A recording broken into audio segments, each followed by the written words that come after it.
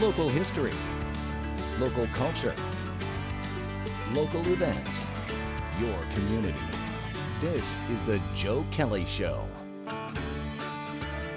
Hi there, everybody. Welcome to the show. Thanks for joining us. Frank Tomaino is our guest. Whenever Frank's here, we talk about local history, and that's what we're going to do today. But first, we're going to say welcome. Good to see you again, my friend. Yep, great to be here. Good. Frank, I was thinking about this, and we'll see how far we can go with this, but columnists used to have, if you were a newspaper columnist, you had a name, usually a little tricky name or a little funny name or whatever, play on words kind of a name. Now it's usually just a picture of the columnist and that columnist's name. But back in the day, it was different. For example, your column, Frankly Speaking. Frankly Speaking, yeah. Nice play on words. Yeah, that was when I started my column, 1968. Phil Spartano was sports editor of the Utica newspapers. At that time, we had the press in the morning, daily press, and the OD in the afternoon. And he come up with the idea of Frankly Speaking. I said, fine. Yeah, that was a good name. Yeah, it was. And then he had a good name for his column. yeah, he had PS. Yeah. You know, his initials, but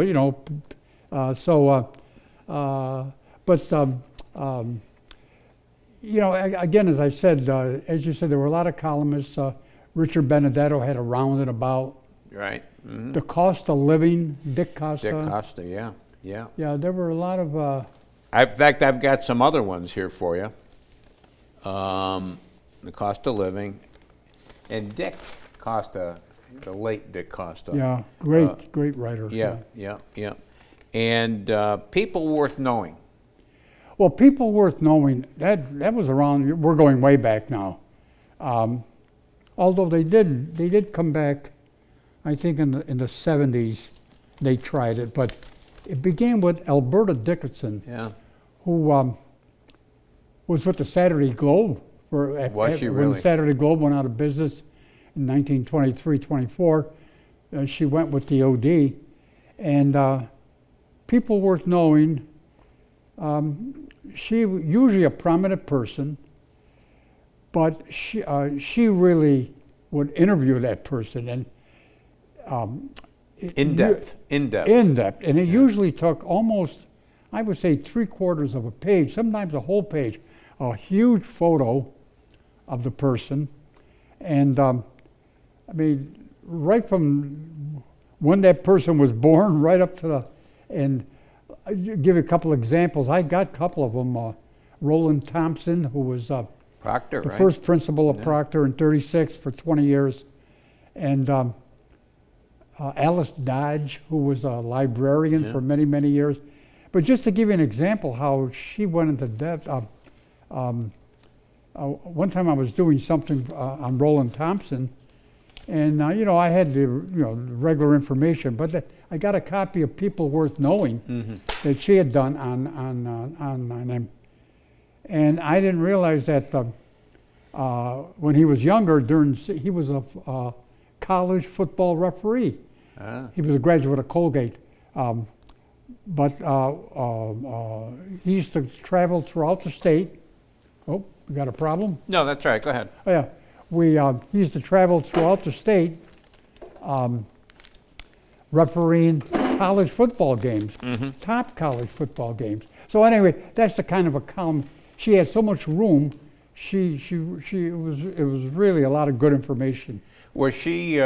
Did she come around, Frank, when you had started your? No, career? I never met her. Okay. When she left, Edna Coe, C-O-E, another woman. You had two great women reporters. Later, Shirley Williams, a great reporter, but Edna Coe. They not only wrote columns, but they were reporters too. Yeah. And when Alberta Dickinson left, Edna Coe took over. Now, Edna Coe, I did know. I never worked with her. She retired about 3-4 months after I started. But she continued People Worth Knowing. And it was just, well received. Yeah. You needed something like that in in newspapers. I mean, newspapers today and even back then, Yeah. you had all this news. Sometimes you needed a break, something different, you know. Yeah. When you talk about female reporters, I also think of, and I didn't know if I guess there was a name to it, Mary Kendrick. Oh, well, Mary Kendrick for the OD wrote the help column. Yeah. She was never, while I was there, and she was never a reporter. Mm-hmm. But she could write. She was a good writer. Yeah. Very popular. The help column ran 3 times a week, Monday, in the OD, the afternoon paper, Monday, Wednesday, and Friday. And it was her idea to start the column. If anybody had any kind of a problem, something a product they bought they weren't satisfied with, they went to a store, were not satisfied with the service, anything. Yeah. And she would do research, and each column would have maybe 4 or 5 questions people would ask her, and she would reply. And it got to the point where she began receiving hundreds of letters a week. So we had 3 columns. Mary Kendrick, when she retired, Mary Klein took it over for a while, but then that was it. Yeah, Mary Kendrick, that was a very, very popular column. The other, here's a name that I'm not sure I understand the name of it, but make mine a short one. Johan. Johan. Joe, I was going to say Johan. Johan was the county government reporter. I never worked with him. I never met him. We're talking the 30s and the 1940s and the early 50s. He was the Oneida County government reporter. And every day, as you know, a beat reporter, he'd be in and out of offices. And, you know, you get to know all the people. And he used to gather these little tidbits. You know, maybe a clerk in one office, the son graduated from college. Yeah. Things that... Walter Winchell type. Exactly. Yeah. And they wouldn't make a news story, but he would gather, and there were short items, make mine a short one. Yeah.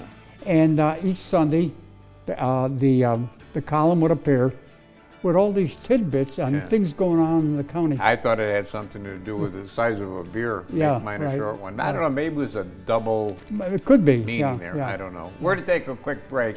Frank Tomaino is our guest. Short break, right back.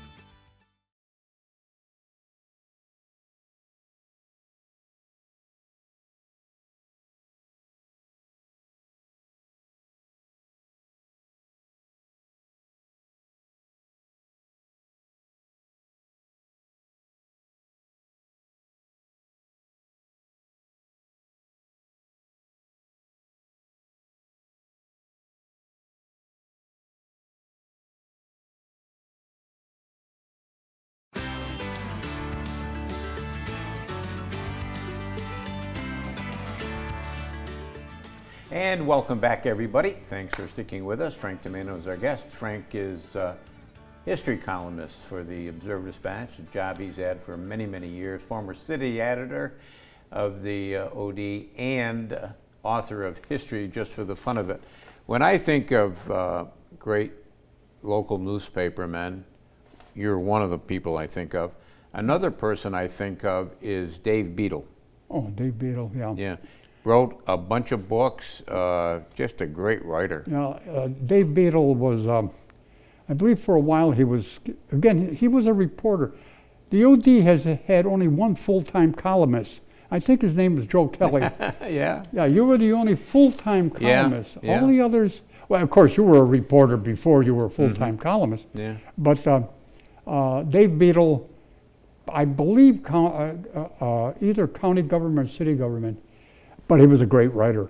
And he became interested in, some of his books, Up Old Forge Way. Along the Oriskany or something like that, up the Oriskany or... Yeah.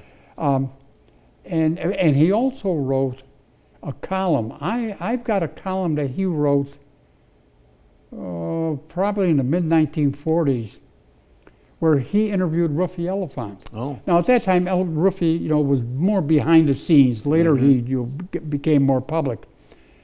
But people would open their doors for Dave Beadle, and he had a good reputation, an excellent writer. Yeah. Didn't he go on to Albany with He went to Gannett? Albany with the Gannett News Service, Yeah. and I think he retired from there. Yeah. Excellent writer.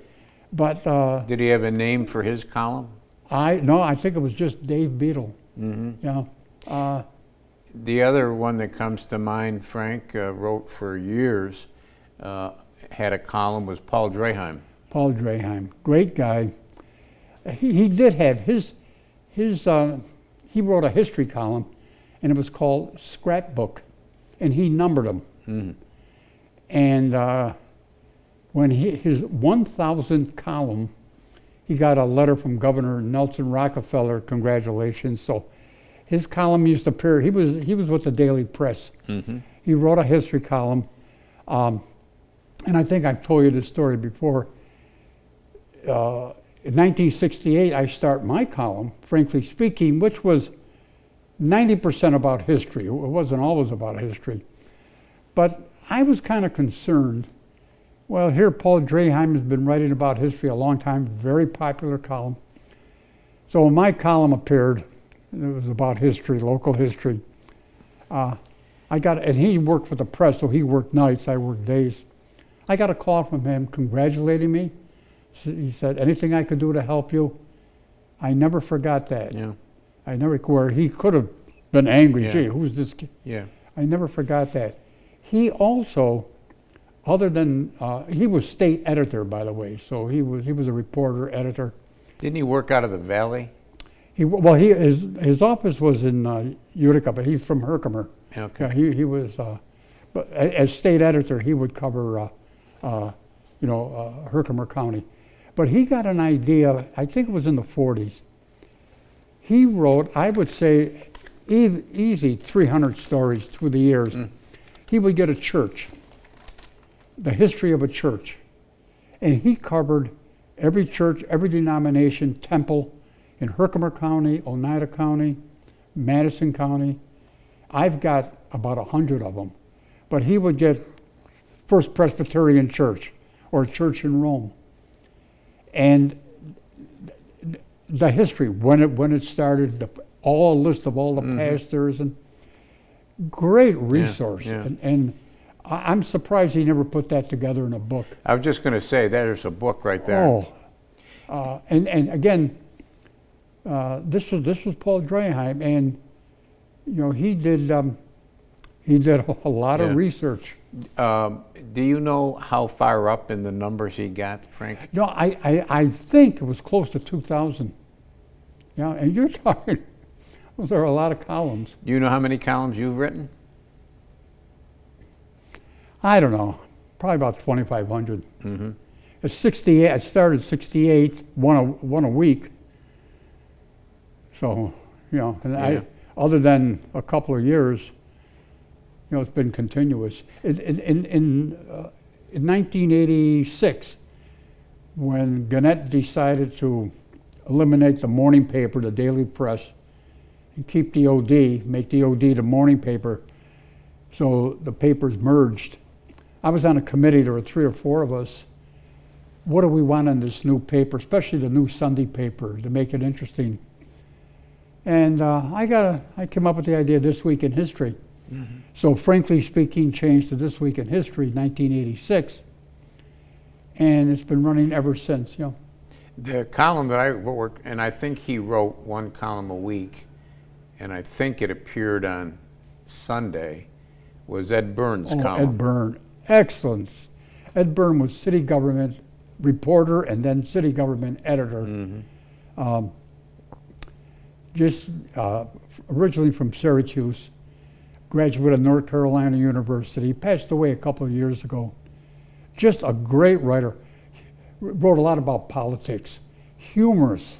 I mean, he was a funny guy and he could write. Yeah. It appeared on Sunday and it was just called Ed Byrne. Yeah. Byrne.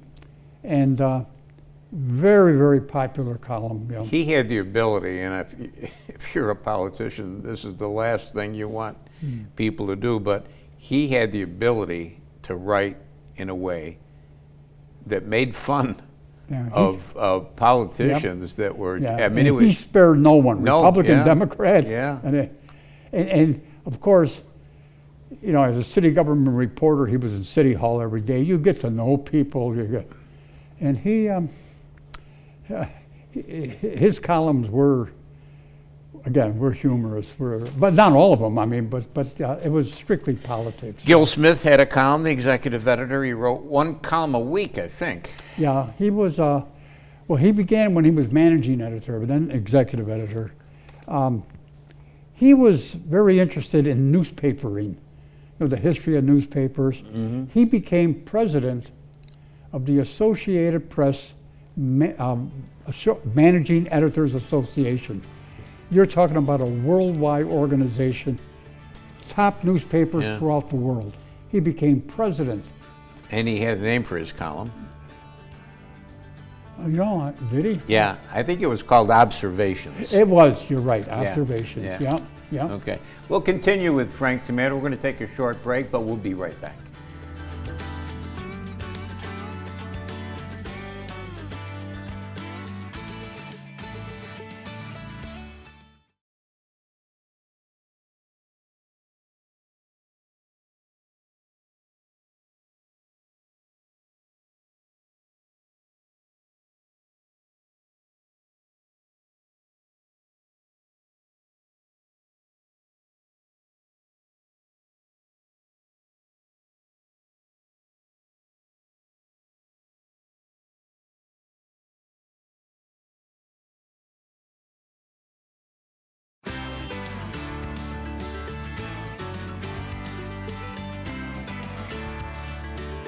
And welcome back, everybody. Thanks for sticking with us. Frank Tomaino is our guest. We're talking about old newspaper columns and columnists. Another one that I thought was a cute name for a column was was it the Daily Press or the OD? It was the OD. Ed Ruffing. Oh, Roughing It. Roughing It, yeah. Roughing It, yeah. Ed Ruffing was police reporter for the OD while I was city editor. I would say 25 years. He knew everything that was going on in the fire departments, police departments. And again, he would gather these little tidbits, and he puts together on Saturday. He used to run on Saturday, I believe, in the OD, called Roughing It. Yeah, it was a very, very popular column. Now, on the Daily Press, the police and fire reporter on the Daily Press was Ken Schaff. Kenny Schaff. Did he have a column? I don't think he ever had. He had one on something on gardening. Mm-hmm. Well, I think I do remember that now that you say that. I can't think of the name of it. Yeah, but you know what? One of the most, and I'm not a horse bettor, but I read his column, and that was Leo Holbeika. Leo Likes. He was a photographer, a long time at the OD, World War II veteran, a Marine, by the way. And he used to go to Vernon Downs just about every night. And he became pretty good at picking winners. So one time he was sitting down with Tony Vella, the managing editor, and Tony came up with the idea, why don't you, so he used to write a daily column, his picks for that. Popular. Yeah. A couple of times he was sick or something, and we got phone calls. What happened to Leo Likes? Yeah. And it ran for, a couple of years. Yeah. Yeah. We don't want to forget Richard Benedetto. No. He had a name for his column. Around and About. Yeah. In fact, he did a book not too long ago, and that was the name of the book. Yeah, Around and About. Yeah. His column on the OD, Help column ran on Monday, Wednesday, and Friday. Mine ran on a Tuesday. And we had an opening for Thursday, and Richard come up with Around and About. Very popular column. Speaking of popular columns, a popular column for many years was Dave Dudik's column. Oh, Dave, yeah. Dave. In fact, during the opinion editor for many years, during the summer, we found out that many subscribers to the OD would spend their summers in the Old Forge area, in that area there, so we come up with the idea.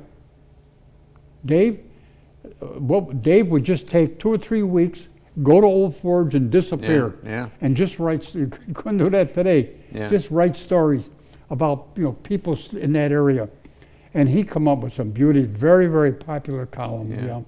Did you, in your time in this business, Frank, did you ever get liking any national columnists? Were there any national columnists that you liked? Well, I'm just trying to. Not really. I used to like Mike Royko. They're all gone now. Well, from Chicago. Today, I love sports. And there's a New York paper I buy only because they got 4 sports columnists that I really enjoy. But I'm just trying to think. I don't know. Not really. Andy Rooney was another one I liked. Yeah. He's gone now, and I thought he was a great writer. He was a little offbeat sometimes, but that was Jimmy Breslin. Oh, Brett. Yeah, they were all great writers. Nothing local, but they were. Breslin, I guess he wrote a few books too. On and I remember. I wish I could remember the time. I can't remember the exact time, but he found out about John Lennon being murdered at the Dakota apartment building in New York City, and he got over there, interviewed some people, and got back to the office. This is before we have the technology we have today, and wrote a column like in 19 minutes or something. Just incredibly fast writer. Well, one thing about as you were when you were a reporter and I was a reporter, about deadlines. Especially when I was police reporter with the OD, our first deadline for the OD was about 11 o'clock in the morning. And I'd go to city court, cover, and sometimes as I was walking from the police station, where city court was, to the OD, I'd be thinking of the story and the lead, because you get on your typewriter, and you had maybe 10, 15 minutes to write a story. So I don't know about today, but it was an exciting business. The newsroom was an exciting place. Well, newsrooms were different then than they are today. I wrote a column for, I wrote a weekly column for the Sentinel. Right, Kelly's Corner. Yeah, and I write it from home. I don't go to the office. I just write it from home, and you email it, and everything's so much simpler than it used to be. But I was thinking, my wife was saying the other day, she had the TV on, she said, "Is this bothering you?" And I said, no, it doesn't bother me, because I'm thinking about being in a newsroom with 30 or 40 people and phones ringing and teletype machines and manual typewriters. And smoke. Yeah. Everybody smoked. Yeah. So oh my God. Today it's a big difference. Sure. You're writing on computers, no noise. You don't get the columns that you used to. We were talking about Len Wilbur, sports column, very, very popular. Didn't they name the gym at UFA after him? They named it, the gym. He had two big goals: a gym for Utica Free Academy, which never had a gym until later, and they named it after him, and a stadium to replace McConnell's Field. But then he died before all that happened. But his column appeared 3 times a week. I don't think that had a title either. Just Len Wilbur Says, something like that. But I don't think you get that today, because to me the reader needs a break from reading. You pick up a paper, you're getting all this news. You need a break. You need a crossword puzzle. You need a comics. And you need a human interest column. And writing a column also for the Daily Sentinel now is our friend Lou Parada. I should mention his name. He's writing a history column. Thanks for coming in. It's always good to see you. Yep. All right. And that's going to do it for us this week, but we'll be back next week. We'll do it all again. Don't forget sanwayhomepage.com. There's lots of good stuff there. Until next time, take care of yourself, everybody.